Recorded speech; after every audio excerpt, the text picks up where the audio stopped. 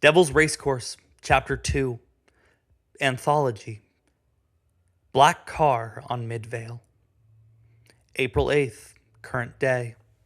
Written by Tim Vinson, narrated by the author. "Look at this beauty!" Tyler exclaimed as he approached the abandoned vehicle.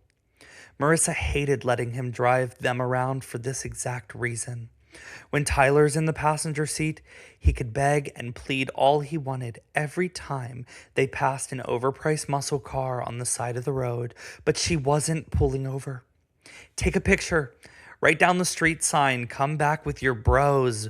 Bitch and whine." She wasn't pulling over. But he was behind the wheel that day, and he laid eyes on the black car on Midvale.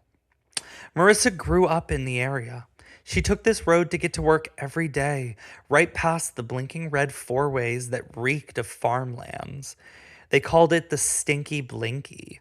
Sometimes the car was absent, but most days there it sat, in the grass next to the old dirt road that led to nowhere, headlights facing Midvale, facing the thousands of cars that passed it every day without a thought. No one was ever in it, or even near it. No one paid it any mind, but Tyler was a special kind of guy. A child of car shows, a General Motors kind of man, a bro who met up with his buds in some closed-down parking lot to drink beer and show off their girls and race. I mean, Riss, do you even get what you're looking at right now? A two-door black Charger. Marissa looked up at the dark clouds hastily swallowing the sky above her, her best effort to not blatantly roll her eyes. "Baby, this is a 1969 Dodge Charger. Do you even know what we're talking about here? My uncle's friend had one of these bad boys whenever I was in middle school, and fucking hell, do you even know what this thing is capable of? We're talking about a 513 CI V8 engine. We're talking about 600 horsepower. We're talking about a motor connected to a 727 torque. I swear, you talk sweeter to cars that you see on the street than you ever do to me." She tried to smile, but she was dead behind the eyes. She knew it. She used to like Tyler's passion. It used to be exciting, sitting here in his passenger seat, going 90 on a 50, laughing, screaming, squeezing his hand, fearing death, but not caring, because if they smashed into a tree or flipped over the guardrail, at least they would both die kinda happy, right? Her man raced the fastest, made more money in his auto shop than any of his friends, could hear a tick in an engine from 50 feet away and have it fixed up in an hour. But now they were older. 24, full-time jobs, a new apartment, more bills, less freedom, and it just wasn't fun anymore. "Baby, you know that you're the sexiest thing I've ever seen. But damn if this isn't a close second. I mean, this thing is an American classic. It either has a 2-barrel or a 4-barrel. The 2-barrel was rated at 290 HP. Marissa stopped listening. Not because she could feel her passion draining slowly out of her by the second. Not because the man she convinced herself she loved had the charisma of a used car salesman and the attention span of a 15-year-old boy. No. She stopped listening because at the end of the dirt road, walking out of the darkened hide of the tree line, was what appeared to be an elderly man. He held a black hat in one hand, as black as his worn suit jacket that sat over his dark brown slacks. His presence wasn't malicious. However, something about his approach seemed to unsettle Marissa. Every step forward that he took was more of a slow jerk than a real step, a jolt thrusting his body closer to them. "Ty, can we go now, please?" She tried to move her mouth as little as possible, hoping they could just slickly exit the approaching confrontation. "Hold on, I need to see if there's a for sale tag somewhere." I don't think it's for sale, Ty. She tried to laugh to set herself at ease, but panic filled her body. The man began to walk closer to them. "Why would it just be sitting here, Ty? It's been sitting on the road for years. This must be where he parks it, okay? Please, just let's go." "He? Who?" Tyler frustrated Marissa more now than he ever had. She looked at him with all of the intensity that she could. He finally turned his head to glance at the man, standing close enough to them now for her to see his eyes. His cold, dry, barren eyes, surrounded by thick red patches of rosacea. Marissa prayed that Tyler would understand her anxiety and budge, but as his arms raised to wave at the man, Marissa confirmed within herself that maybe this wasn't the person she wanted to spend the rest of her life with. He was foolish, he was self-indulgent, and he was willing to initiate a conversation with a stranger that Marissa clearly wanted to separate herself from. Hey man, is this your car? The man's expression remained unwavered. Is this your... Yes. The voice that came out of the man's mouth did not come from his throat, as if the voice was just sitting behind his lips, waiting for them to open. The noise of the world around them stopped for a moment. The heartbeat in her chest that flooded her ears ceased. She stared into the man's eyes as they pierced into her boyfriend's. This thing is a beauty, man. Any chance you're trying to sell it? The man stared at him, his face devoid of the ability to flinch, shift, move an inch. The car can't move. The words exited his lifeless lips like air squeezing out of the end of a balloon. Oh, hey, what's wrong with it? Is it the transmission issue? The engine's acting funny? The tires look fully pumped, but with this model, sometimes a belt separation can mess you up. If you want, I can... The car can't move, he said again. Marissa had driven past the car enough times to know that it in fact could move. Not that she'd ever seen it in motion, only that it just wasn't there. Tyler, Marissa's eyes locked on the man, still inching his way towards them, jerking the left half of his body as the right followed, still staring through them. A drop of rain hit her forehead. She jumped at the sudden feeling cold against her tight, tense skin. Tyler, it's starting to rain. We should go. Tyler looked up at the dark clouds above them, shrugged and raised his hand to part ways with the old man. I guess it is. Hey, man, I'd be interested in checking this thing out for you sometime if you're having trouble with it. Do you live down the way? Tyler pointed down the dirt path, through the trees that clearly had no home built behind them. The rain slowly picked up, splashing against his fingers. No. The man's lips finally moved, a quiver as he said this, a twinge of pain releasing from his throat. No? Tyler cocked his head. Tyler, Marissa said under her breath. No. The man repeated, this time more clearly but rumbling from his lips. These weren't raindrops on Marissa's eyes, they were tears, welling up, burning. She allowed her eyes to drift from the old man long enough to notice that in the back seat of the car, amongst the wrinkled clothes and scattered trash, leaned a rifle, a Remington, just like her dad hunted with. Marissa backed away from the man, towards the safety of Tyler's truck. The man could hardly walk. There was no chance in hell that he used this thing to hunt deer. Where do you live? Tyler continued to ignore her clear discomfort. The man drifted towards his car. Marissa had had enough. She jumped in the passenger seat of the truck and slammed the door. Tyler gave her a slight glance.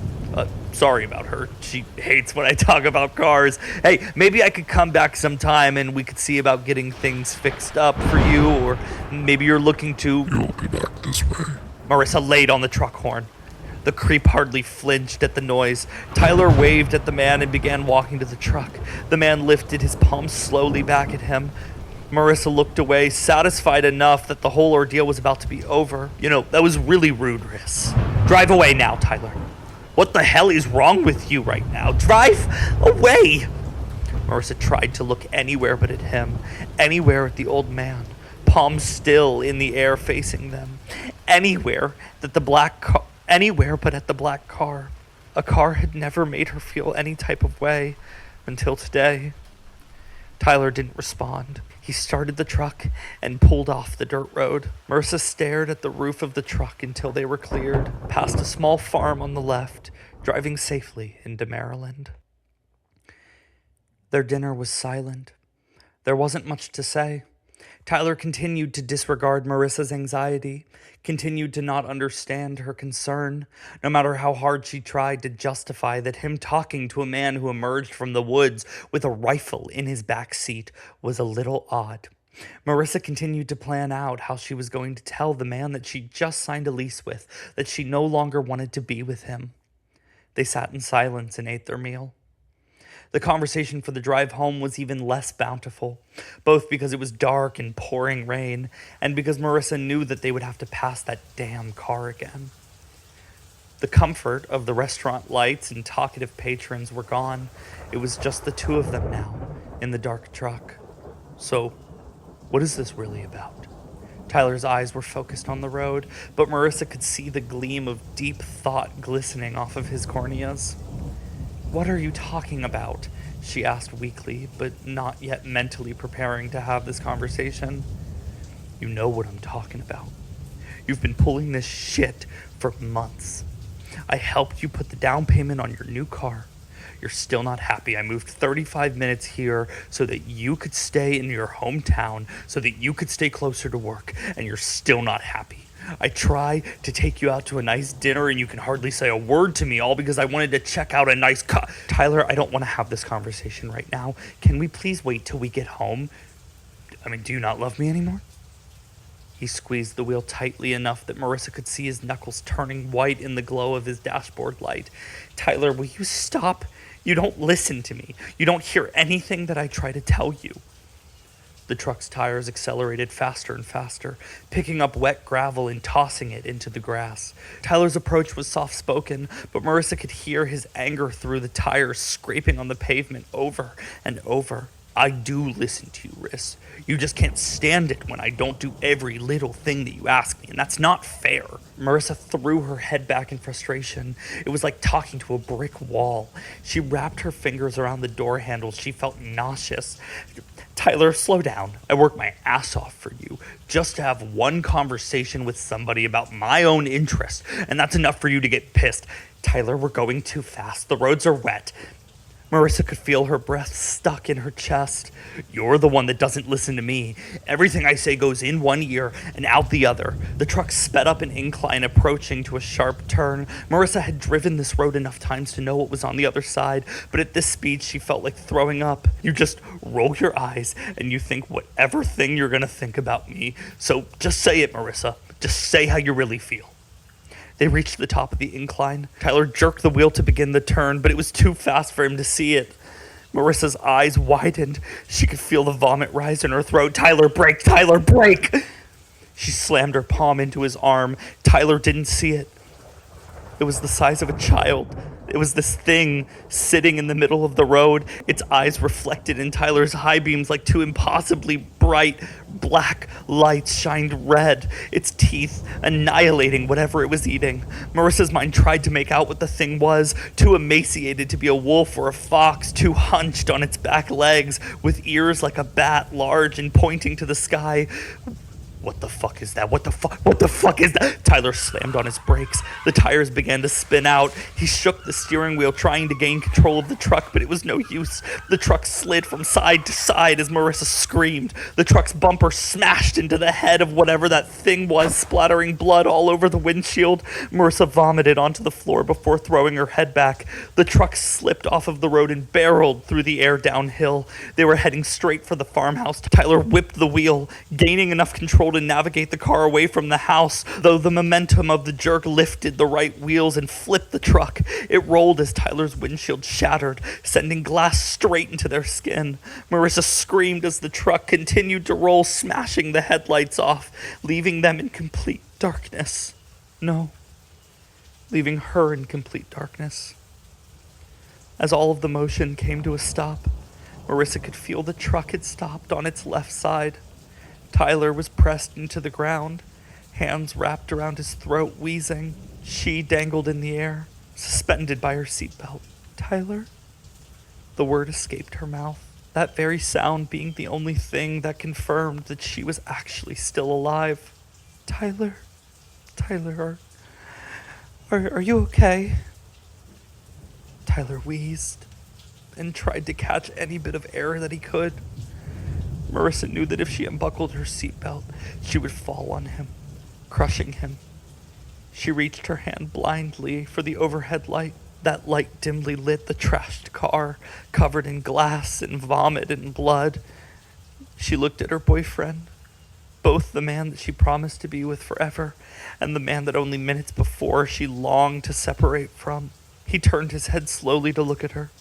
took one last shallow breath, and wheezed it out of himself and went limp. Marissa screamed. She had no words, no thoughts in her head. All she could do was just scream. She scrambled to unlock the door.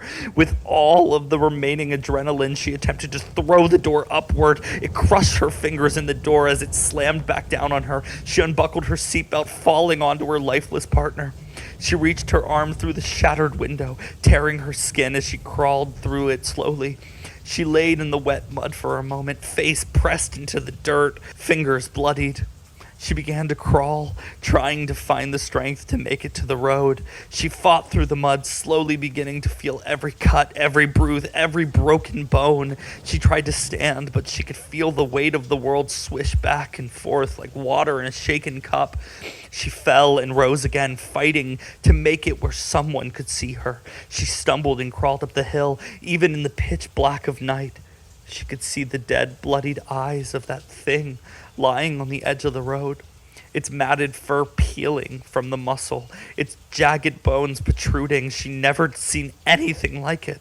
Its gnarled face, its pointed ears, its red-stained teeth jutting asymmetrically from every centimeter of its exposed gums. She hobbled away from it, praying it was dead, praying for a passing car, praying Tyler would just take another breath and save her. Suddenly, across the street, she saw headlights light up.